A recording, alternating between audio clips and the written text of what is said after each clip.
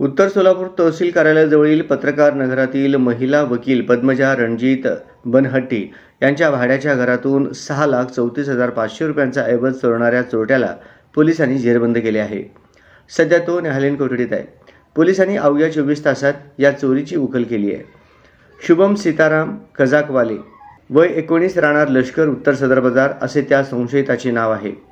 दारू पिण्यासाठी 1,500 रुपये मिळतील म्हणून शुभम हा 28 जून रोजी पत्रकार नगरातील यशोधन बिल्डिंगमध्ये खिडकीतून आत शिरला, पण कपाटात शोधताना त्याच्या हाती सोन्याचे मंगळसूत्र, बांगड्या, अंगठ्या, कर्णफुले असा ऐवज लागला। सर्व ऐवज घेऊन तो तेथून पसार झाला।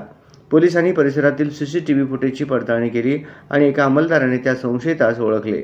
त्याला ताब्यात घेऊन विचारपूस केली। त्यावेळी त्याने चोरीची कबुली दिली। पोलिसांनी त्याला अटक करून न्यायालयात हजर केले। न्यायालयाने सध्या त्याची रवानगी न्यायालयीन कोठडीत केली आहे।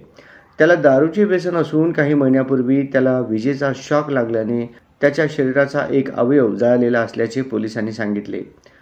व्यसनातून त्याने चोरी केली असून यापूर्वी त्याच्या विरुद्ध कोणताही चोरी, घरफोडीचा गुन्हा नव्हता, असेही तपास अधिकाऱ्यांनी सांगितले।